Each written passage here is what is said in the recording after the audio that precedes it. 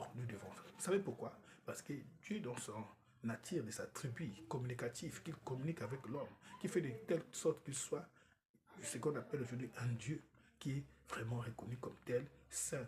Eh bien, dans sa sainteté et dans sa nature, dans son essence, eh bien, il est caractérisé aussi dans ce qu'on appelle l'amour. Il y a l'amour, il y a la sainteté, il y a la justice, il y a la bonté.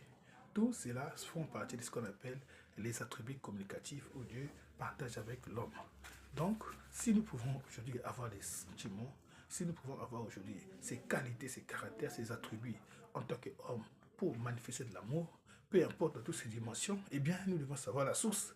C'est parce que nous sommes hommes et ça fait partie des choses que Dieu a mis en nous qui identifient notre âme en tant qu'homme. Et bien, que être vivant, eh bien, ça vient de Dieu.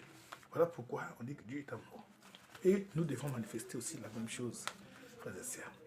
Alors, nous avons le deuxième. Nous pouvons prendre un exemple. Souvent, par exemple, on dit dans les cas comme de l'amour agapao, eh bien, nous avons par exemple quelqu'un qui dit « Je t'aime parce que tu es un homme. Je t'aime parce que tu mérites d'être aimé indépendamment de ma volonté parce que tu es un homme. Et donc, moi, je suis appelé à t'aimer. » Frères et sœurs, nous avons intérêt d'aimer l'autre comme un homme qui est notre image. Voilà pourquoi Jésus dit, aime ton prochain comme toi-même. Ça veut dire que si tu te vois et je t'aime, eh bien tu dois aimer l'autre. Mais cependant, dans l'amour agapeo, vous devez savoir que Dieu d'abord lui-même, il s'est aimé lui-même.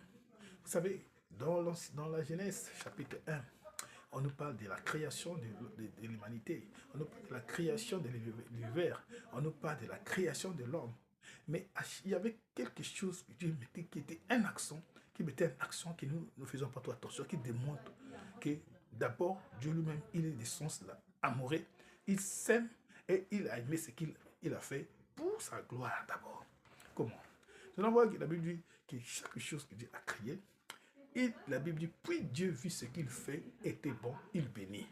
Ça veut dire quoi? Puis il vit ce qu'il a fait, il bénit. Donc ça veut dire, il faisait, c'est-à-dire c'était pour se faire du bien d'abord. C'était son bien-être et c'était pour sa gloire. Ça se passe comme ça. Ça se passe comme ça. Ça veut dire que aime ton prochain comme toi-même. Tu dois d'abord commencer par s'aimer soi-même. Parce que nous ne pouvions pas manifester de l'amour vis-à-vis de quelque chose ou d'une autre personne, surtout en ce qui concerne l'amour agapé. Frère et sœur, agapé, c'est commence par d'abord s'aimer, prendre soin de soi-même. Frère et sœur, avoir d'abord de l'attention à soi-même, s'occuper de soi-même.